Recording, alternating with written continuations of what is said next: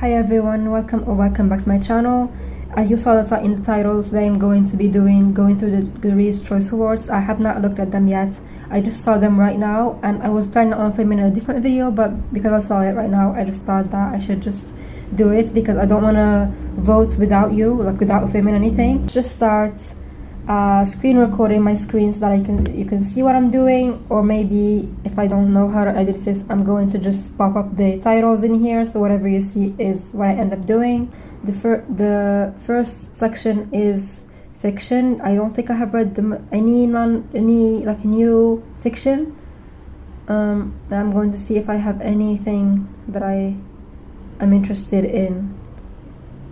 Well, there are a lot of books that I have never read. Oh, I actually saw My Friends by Frederick Backman, which I absolutely adore. So that's the one I'm going to vote for. It's not fair to vote for the only book that I've read when I have not read any of the other books. But that one was a 5 stars, and I don't really recognize any other books from here.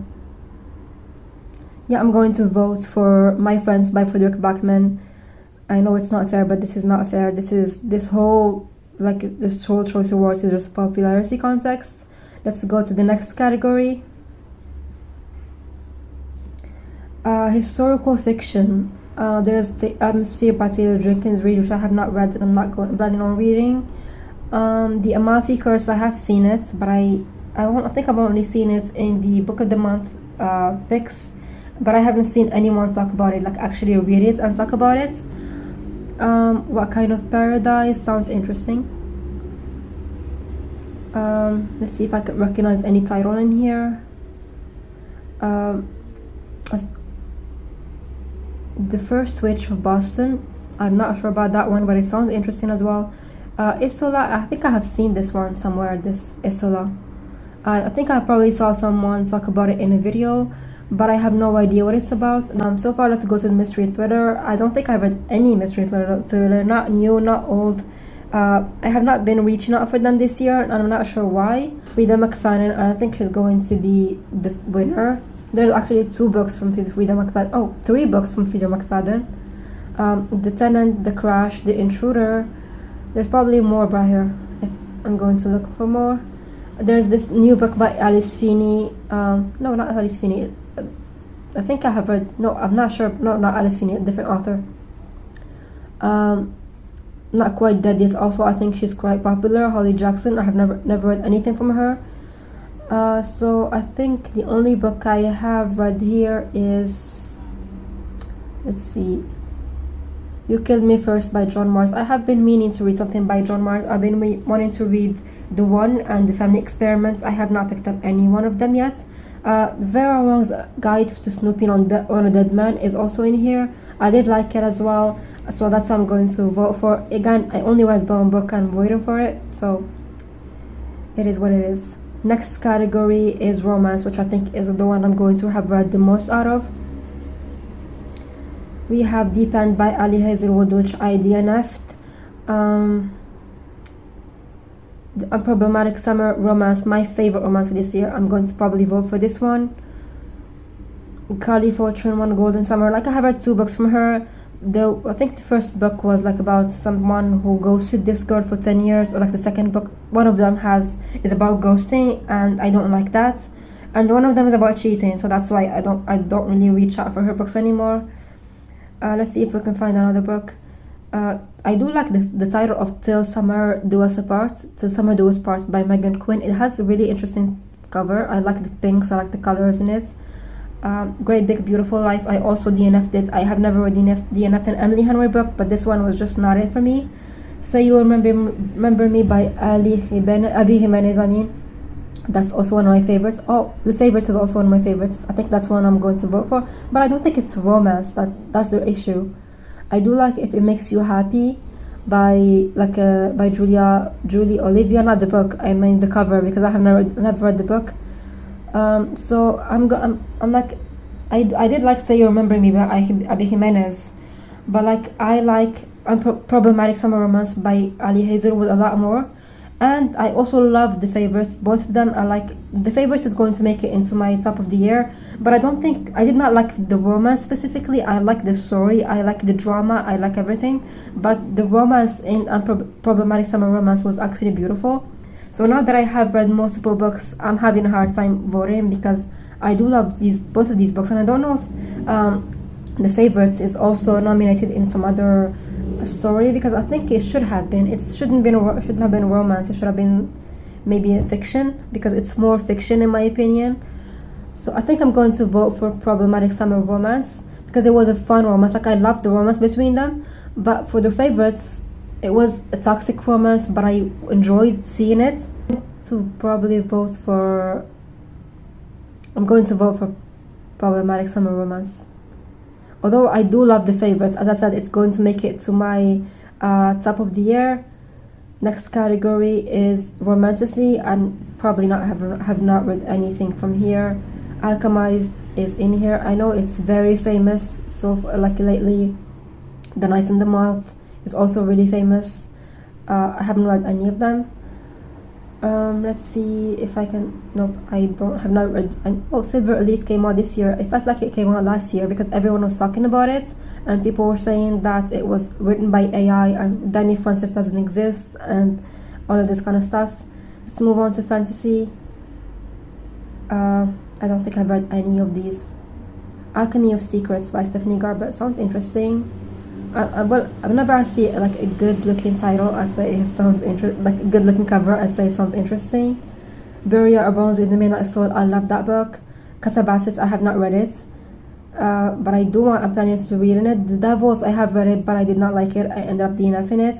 The Strength of the Few is probably going to win. That's like the top book. I have not read the first book yet, so I should probably pick that up. The Raven Scholar, I've also heard great things about it. The Drop of Corruption, the second book in I forgot the first book, but like it's also really famous.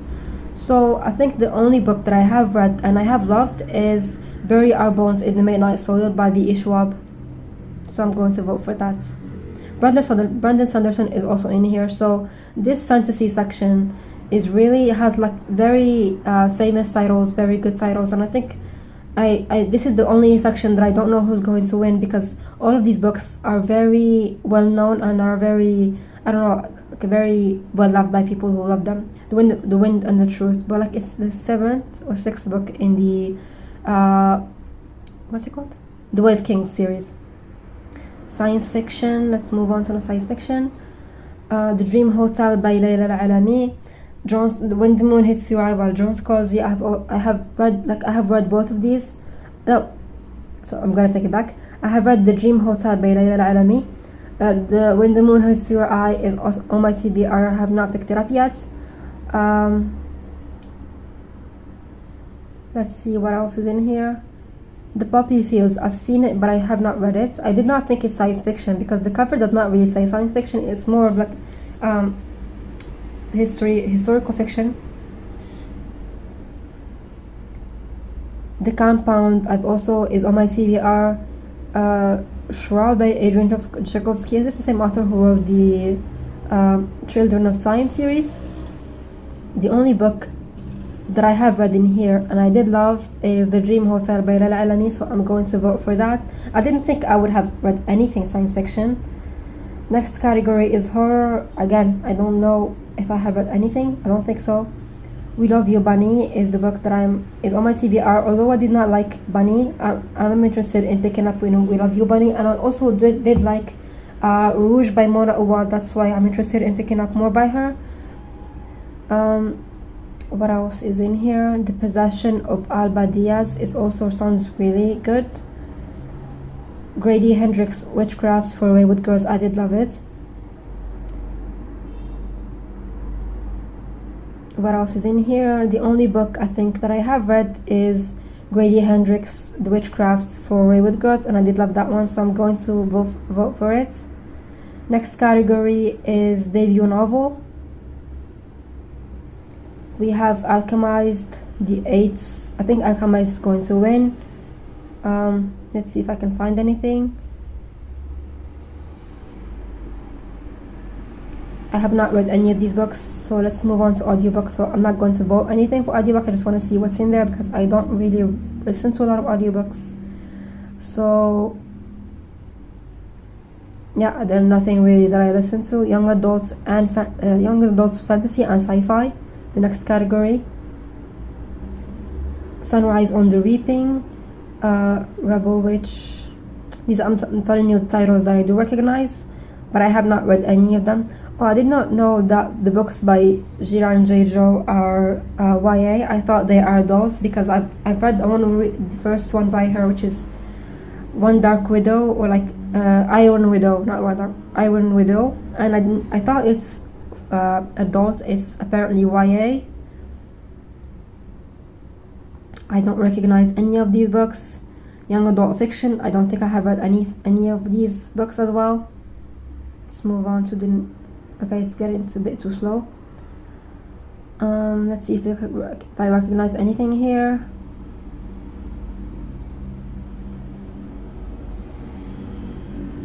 I didn't know Adam Silvera came with another book. It's called The Survivor Won't Die at the End. I think it looks like the cover of They Both Die at the End. It looks very similar to it, and they have the similar title. So I'm not sure if this is going to be like, if this is like a prequel or a sequel, or if it's in the same world. I don't know, but I did not know he still writes books, or like it's still going on in that same world. I have not read any of these books. Non-fiction, I have barely read any non-fiction this year, so I'm going to add more books to my TBR. Abundance is on my TBR. The Random Theory, I've seen everyone talk about it, but I'm not interested in picking it up.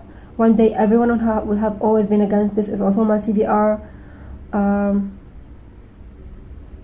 Replaceable You, that sounds interesting. Let's see what it's about. Adventures in Human Anatomy, from the New York Times bestselling author of Stiff and Fuzz, a rollicking exploration of the quest to recreate the impossible complexities of human anatomy. The body is the most complex machine in the world, and the only one for which you cannot get a replacement part from the manufacturer. For centuries, medicine has reached for what's available, sculpting noses from brass, borrowing skin from frogs, and hearts from pigs. I did not know that. Crafting eye parts from jet canopies and breasts from petroleum byproducts. Today we're attempting to grow body parts from scratch using stem cells and 3D printers. What are we doing? Are we there yet? That sounds very interesting. It sounds like a book that Victor Frankenstein would have written. So I'm going to add it to my TBR. It sounds very... I'm not going to read the whole description, but it sounds very interesting, so I'm going to add it. Hopefully I do read it because I've been really bad with reading nonfiction this year. There's also a book called Is a River Alive? I do like books about like ocean and rivers.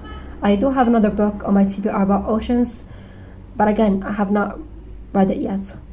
The renowned nature writer and author the best-selling author of the best-selling author of Underland delivers a revelatory book that transforms how we look at the natural world and the life itself. Hailed as a naturalist who can unfurl a sentence with the breathless ease of master angler. My English is not really working today. Robert McFarlane brings his glittering style to a profound work of travel writing, reporting, and natural history. Oh, so this is like more about his travels, not like as a scientific thing. So I'm not interested. Let's see what else can I find. Everything is Tuberculosis is on my TBR. I said that it's one of my most anticipated releases, and I have not read it yet. Girl on Girl, how pop culture turned a generation of women against themselves. That's also interesting. Let's see what it's about.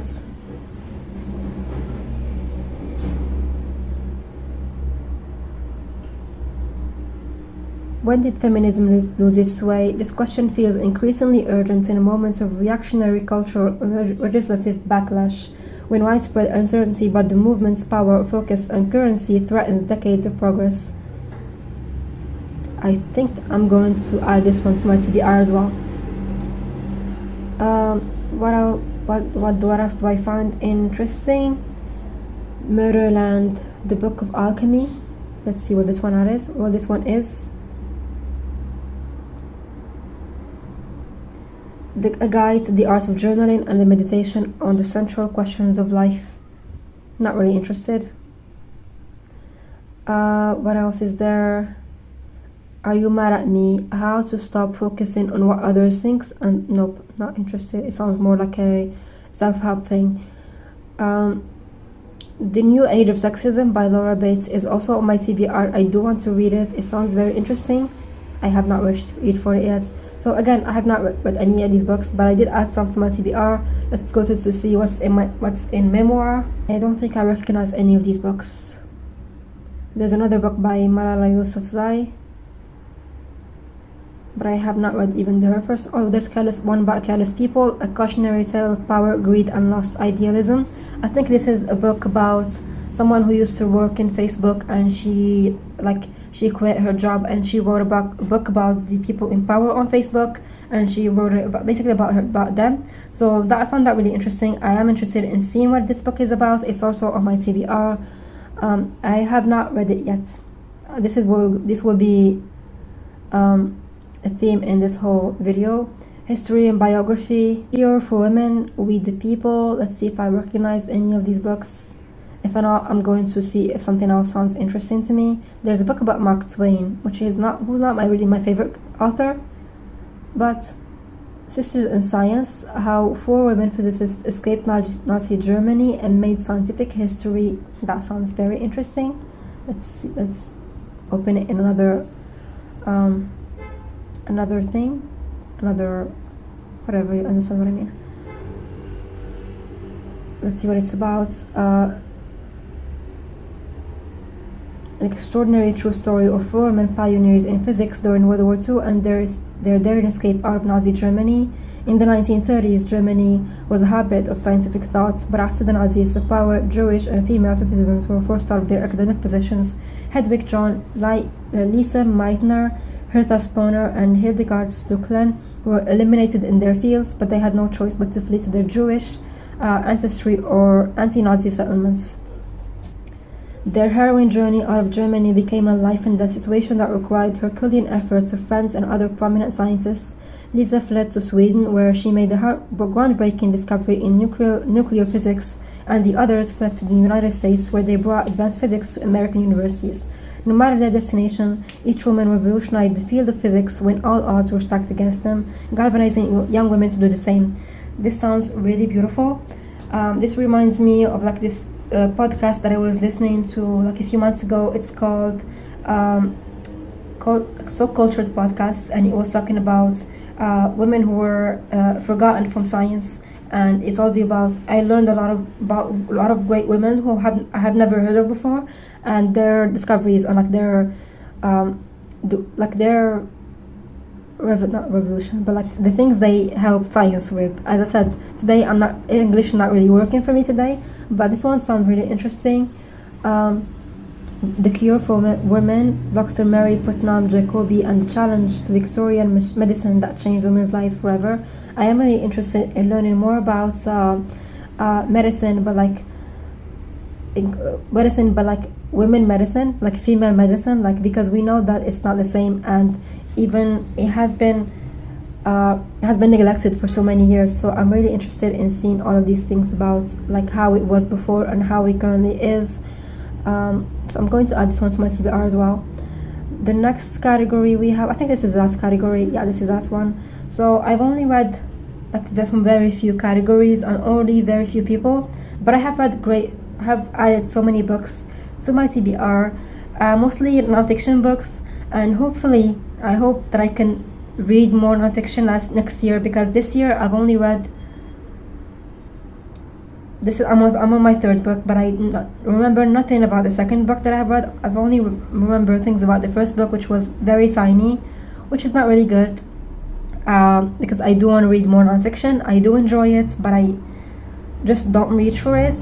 So that is all for the video. Let me know what books, if you have read the majority of the books that are nominated, and if you think, if you saw some of the books that are nominated in here that you will recommend to me, and if you added more books to your TBR as well from watching this video. And as always, I'll see you in another video very soon. Thank you for watching, and goodbye.